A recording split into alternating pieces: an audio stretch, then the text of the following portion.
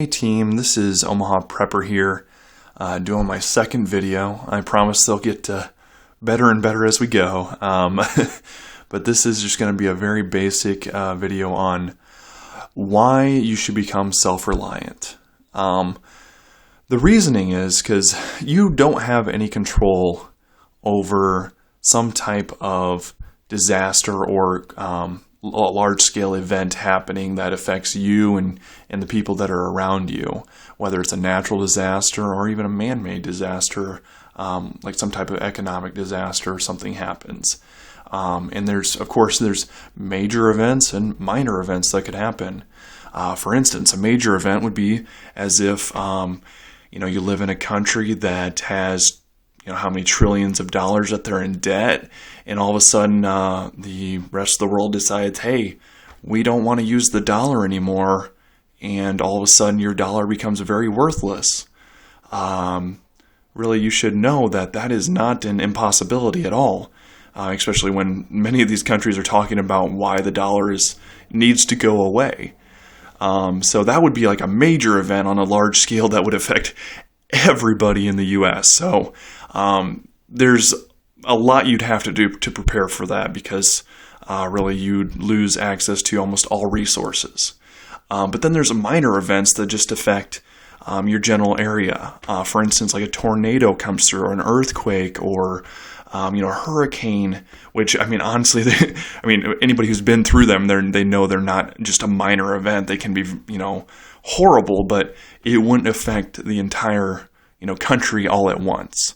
It would be on a smaller scale. So really, with any type of event that happens, there's always a lack of resources.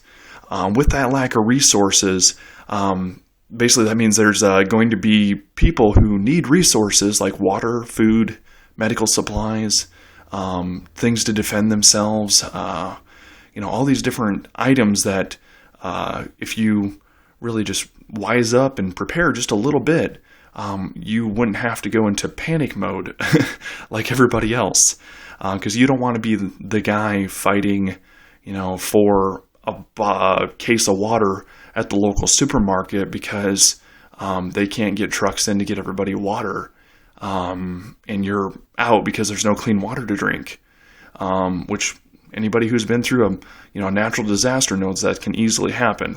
Think of Katrina. Think of some of the major tornadoes that have come through and ripped cities apart. So that could definitely happen. Even if you think you're in a safe area, there can be natural disasters that still happen. You'd rather be the guy who is self-reliant, and you can rely on yourself and even take care of other people, instead of being the person who's fighting for those resources. You can actually help the people you care about. And I know, like I said in the last video that we did, this channel is going to be all about being normal and doing this type of stuff and getting prepared without having everybody look at you like you're the weird guy who's preparing for some made-up disaster that'll never happen. Well, really, the only reason people will think that of you is if you're going around, bragging about the different things that you've been buying, or the different stuff you got, and the best deals that you got on these, different things that nobody really buys because they're not preparing for anything.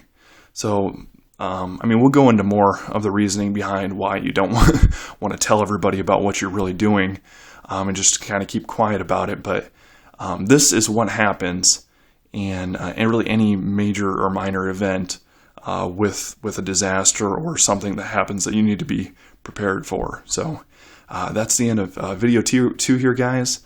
This is Omaha Prepper, and thanks for watching.